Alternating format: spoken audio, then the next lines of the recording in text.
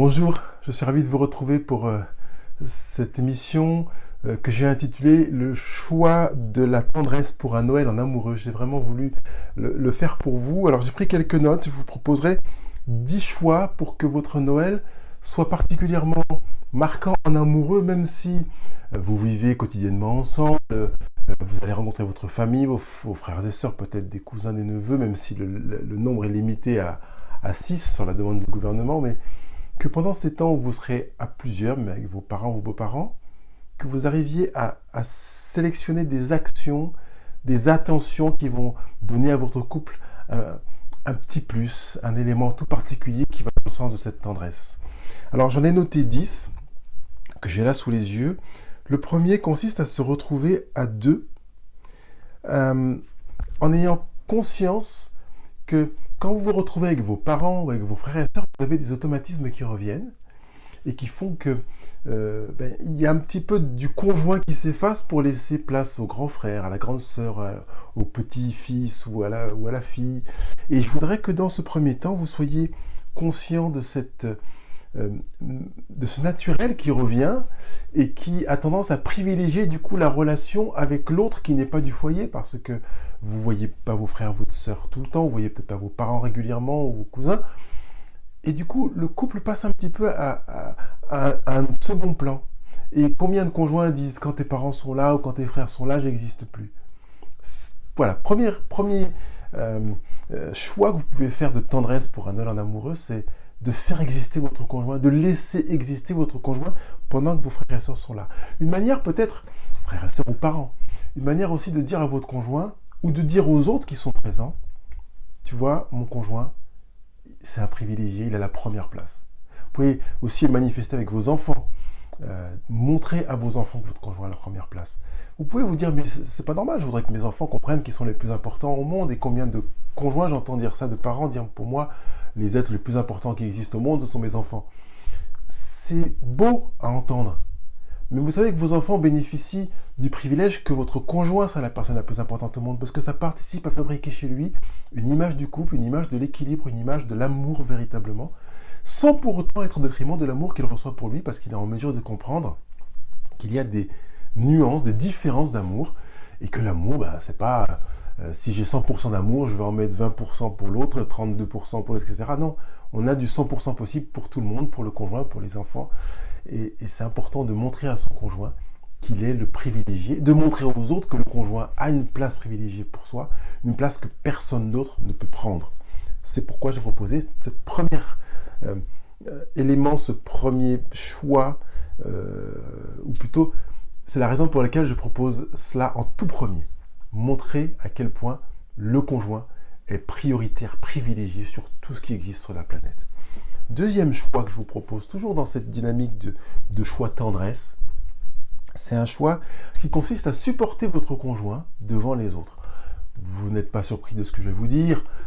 En famille, quand on est à table, on est sympa, on prend le temps de rigoler, on boit un café, et il y en a un ou l'autre qui lance une critique sur le conjoint. Et parfois, on en rigole soi-même. Je propose que cette fois-ci, vous n'en rigoliez pas. Et que vous puissiez supporter votre conjoint. Je propose même que, toujours dans cette dynamique qui consiste à supporter votre conjoint, vous ayez la volonté de défendre votre conjoint, de prendre position pour votre conjoint. Je ne vous dis pas d'être d'accord avec tout ce que fait votre conjoint, c'est deux choses différentes. Mais de prendre position pour lui, d'être un supporter pour lui. On n'est pas obligé d'être d'accord pour supporter quelqu'un. On supporte quelqu'un parce qu'on l'aime, sans forcément être d'accord avec ce qu'il fait, avec ses choix. Ça frôle avec l'amour inconditionnel. Quoi que tu fasses, je suis avec toi, même si je ne partage pas ce que tu fais. Dans le couple, c'est aussi un cadeau magnifique que l'on peut faire à l'autre. C'est pour ça que je l'ai mis ici dans les choix de la tendresse pour un Noël en amoureux. Je propose un autre choix qui est tout près de celui que je viens d'évoquer, qui est de se refuser de rire des faiblesses de son conjoint. Vous savez que peut-être parfois votre conjoint est sensible à ceci ou à cela, et qu'il a été gêné, il a eu un petit peu honte peut-être de certaines décisions, de certains choix, de certaines situations. Et parfois, quand on est en famille, on a tendance à vouloir rire les uns les autres. Alors, il y en a un qui raconte une blague, tu sais, j'ai fait ci, puis l'autre raconte une anecdote, et j'ai vécu telle et telle situation. Et puis, vous voulez rajouter votre sauce et vous dites, oui, ma femme ou mon mari, quand il a fait ça, il s'est pris la honte, c'est pas forcément une bonne idée. C'est vrai que ça peut être drôle, mais c'est important que vous puissiez vous mettre en face avec votre conjoint pour que dans ce que vous allez partager, parce que vous pouvez aussi vous amuser de choses qui concernent votre conjoint, mais que vous ayez la garantie que vous ne partagerez rien qui ne fera rire que vous, et peut-être même qui fera rire vous et votre famille, mais qui ne fera pas rire votre conjoint. Ce que vous allez raconter doit faire rire votre conjoint. Si ça ne le fait pas rire, ne le racontez pas, tout simplement. Ça veut dire que vous le mettez mal à l'aise, vous le gênez, et c'est vraiment un choix qui va à l'encontre des choix tendresse que je vous propose ici pour un Noël en amoureux. Autre choix tendresse, c'est celui d'écouter les désirs et les besoins de votre conjoint, d'être dans une démarche de bienveillance. Je vais me mettre à ton écoute pour voir pendant cette... Peut-être si c'est qu'une soirée, 2 jours, 3 jours, je ne sais pas si vous aurez des vacances ensemble pendant Noël, eh bien que vous puissiez être vraiment focalisé sur ses besoins, ses désirs.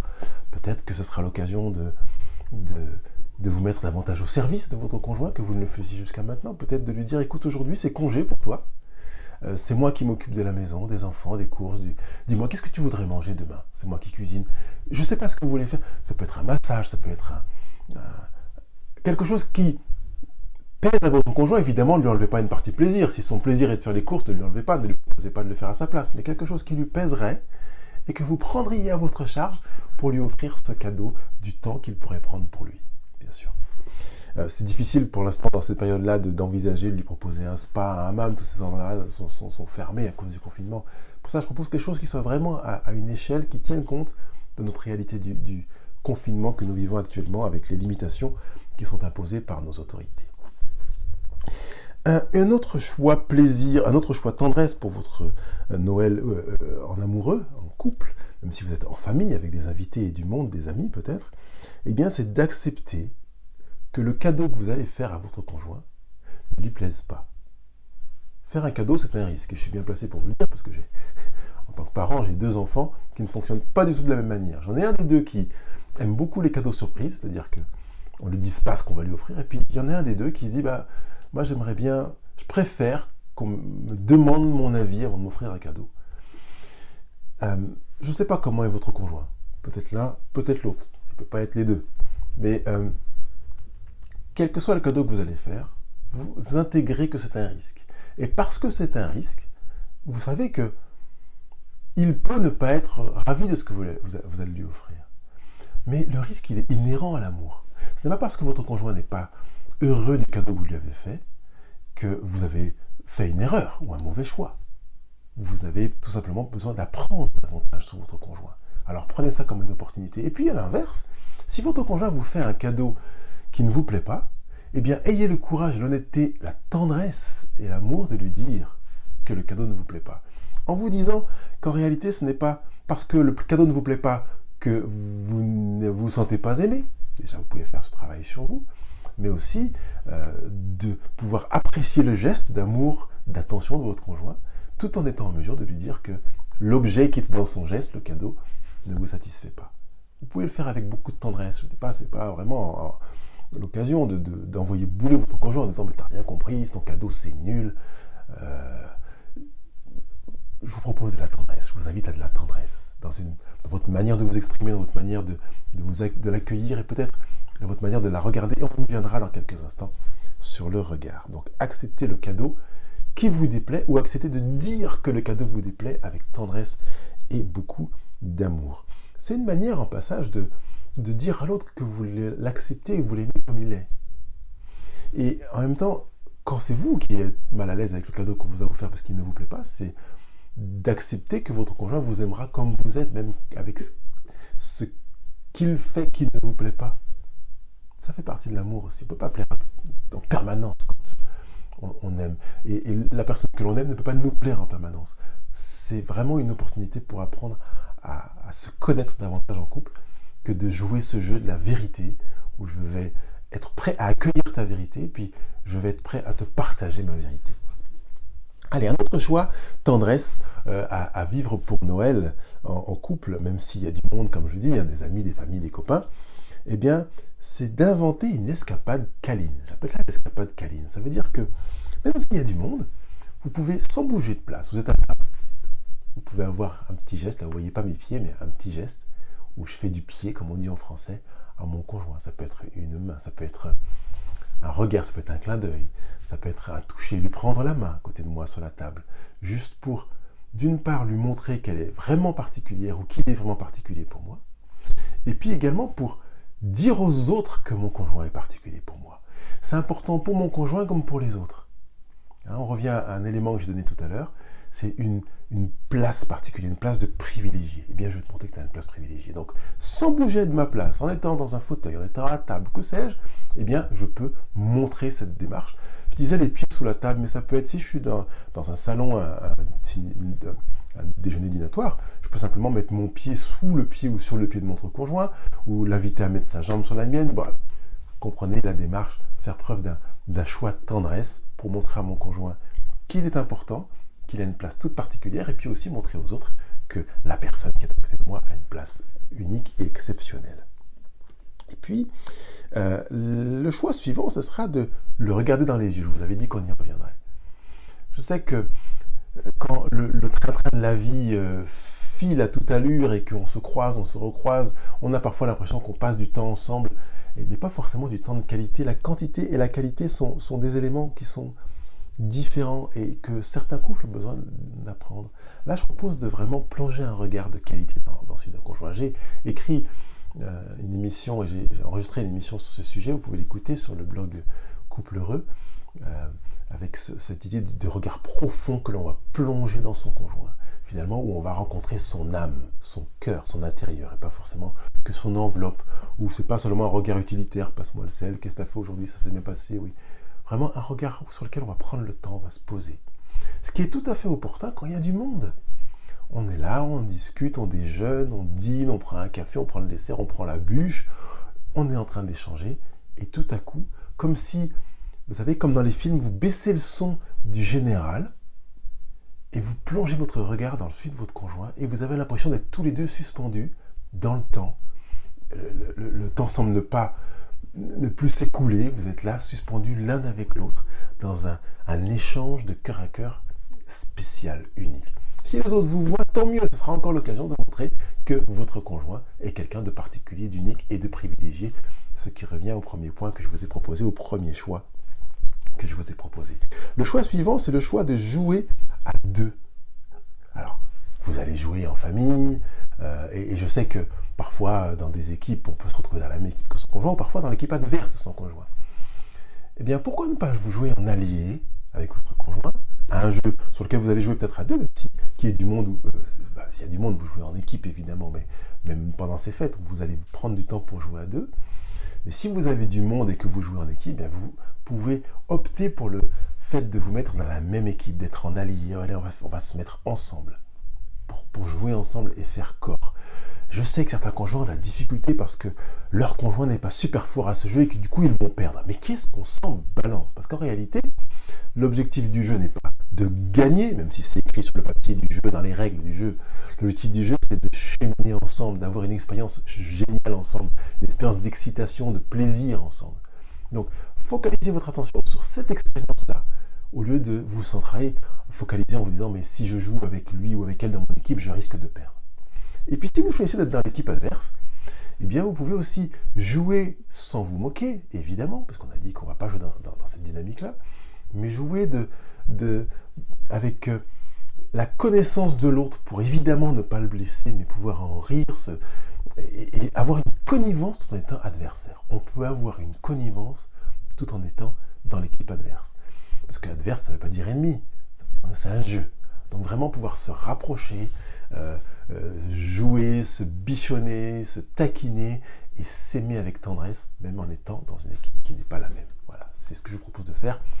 Et puis évidemment, si vous avez des jeux que vous pouvez jouer à deux et uniquement à deux, eh bien faites-le, parce que ce sera aussi génial de pouvoir vous retrouver à deux, à rigoler, à vous marrer, à ne pas comprendre les règles du jeu, parce que c'est un jeu complètement nouveau pour les deux, je ne sais pas, mais en tout cas, prendre du temps pour jouer ensemble pendant ces fêtes, ça peut être un choix tendresse. Ensuite, un autre choix, ça peut être de partager un instant en cœur à cœur avec un sujet qui vous touche. Alors évidemment, vous n'allez pas faire ça quand vous avez tous vos frères et sœurs qui sont là à table, ou avec vos parents ou cousins, mais peut-être après, voilà, le dîner est terminé, vous avez, tout le monde est parti, vous arrivez au lit tous les deux, et vous pouvez proposer, écoute, avant de s'endormir, vous soyez complètement claqué, ça peut être le lendemain matin au réveil, hein, c'est à vous de choisir, mais avant de s'endormir, j'aimerais que tu me partages avec toi et qu'on fasse à tour de rôle quelque chose qui me touche, mais dans le sens de qui me plaît, qui me réchauffe le cœur dans notre relation, et qui m'a réchauffé le cœur ce soir dans notre relation quand les gens étaient là, ou bien hier soir si vous le faites le lendemain matin. Voilà, juste un cœur à cœur, quelque chose que vraiment qui vous a touché. Et ça peut être quelque chose qui concerne votre conjoint, qu'il a fait, qu'il a été, qu'il a dit, qu'il n'a pas dit, etc. Parce que quelqu'un vous a critiqué, votre conjoint a pris position pour dire mais écoute, j'entends ce que tu dis, je trouve que c'est un peu dur, je préférais que tu dises peut-être la même chose avec plus de bienveillance vis-à-vis de ton oncle, de ton frère, de ton fils, de toi, je ne sais pas, vous voyez, vous entendez le truc. Et puis que peut-être que si c'est par rapport à quelqu'un d'autre qui vous a dit quelque chose, que vous puissiez dire à votre conjoint, écoute, quand un tel et un tel m'ont dit ça, j'ai ressenti ceci, j'ai ressenti cela, et ça m'a fait ci et ça, comment tu l'as vu toi? Voilà, vous comprenez ce partage de cœur à cœur où vous allez pouvoir vous exprimer et en même temps vous mettre à l'écoute de l'autre pour entendre ce qu'il veut partager avec vous. Vous entendez le choix tendresse qui est là dans cette présence-là. C'est-à-dire que finalement, vous allez ouvrir votre cœur pour que votre conjoint puisse vous embrasser, puisse embrasser votre cœur, le prendre dans ses bras littéralement pour le réchauffer et partager l'énergie de ce temps de partage de tendresse. Et enfin, ce dernier point que je vous propose, c'est de mettre le passé de côté pour prioriser le présent. Qu'il y ait votre famille, que vous soyez en couple, que vraiment, pendant cette soirée-là de Noël, vous puissiez suspendre tous les conflits, ce qui pourrait être difficile, et vous projeter pour dire « Je veux vivre maintenant, avec la qualité de maintenant, la réalité de maintenant, l'intensité de maintenant, sans que rien du passé ne vienne teinter cette réalité. » Je sais que certains ont un petit peu de difficulté, ça dépend des tempéraments. Si vous êtes un tempérament, si je vous dis ça, ça ne vous parlera peut-être pas, mais si vous êtes un tempérament mélancolique, à avoir tendance à vous souvenir des événements passés et des blessures, ce sera plus difficile pour vous. Mais faites ce pas, faites ce choix parce que c'est déjà un bénéfice pour vous qui fait que vous allez davantage vous implanter dans la réalité du présent de la soirée que vous allez vivre ensemble et en profiter pour votre bonheur personnel et votre bonheur conjugal. Voilà, je vous ai donné 10 éléments, 10 choix tendresse pour un Noël en amoureux, à deux, et même si vous avez de la famille, vous avez bien compris, vous pouvez en profiter pour vous montrer votre amour. Et puis, je voudrais juste rappeler que, je ne l'ai pas évoqué, mais vous pouvez aussi vous amuser, même en famille avec vos invités, à utiliser le calendrier de l'Avent de Couple de Cœur. La semaine dernière, j'ai eu Davine, que j'ai invité pour parler de ce calendrier de l'Avent. Donc si vous ne savez pas du tout de quoi je parle, bien vous allez sur le blog Couple Heureux et vous allez voir un peu plus loin de quoi il est question en parlant de ce calendrier de l'Avent. Mais peut-être pour vous mettre un petit peu l'eau à la bouche, j'ai ici quelques cartes où là je fais tout tomber. Quelques cartes avec le contenu de ce calendrier de l'Avent où vous avez à l'intérieur des éléments avec très joliment illustrés, des éléments qui vous permettent de partager soit à deux, mais peut-être que ça peut être aussi vécu avec plusieurs couples, si vous êtes à plusieurs couples, des éléments qui sont présents dans ce calendrier de l'Avent et qui pourraient vous faire du bien. Ça, c'est le premier jour. Voilà. Donc, vous pouvez aller sur le blog Couple Heureux, aller écouter l'entretien que j'ai eu avec Davine, qui a vraiment été génial, et qui va vous permettre d'avoir un peu plus d'informations sur ce calendrier de l'Avent. Je me réjouis de ce que vous allez pouvoir vivre ce Noël en amoureux avec de la tendresse, même s'il y a du monde chez vous. Prenez ce temps, mettez de la qualité, de la douceur, de l'amour, de l'attention dans votre Noël en couple, quoi qu'il ait pu vivre avant, et quelle que soit la perspective que vous lui donnez. Je vous souhaite un beau et tendre Noël en amoureux. À bientôt.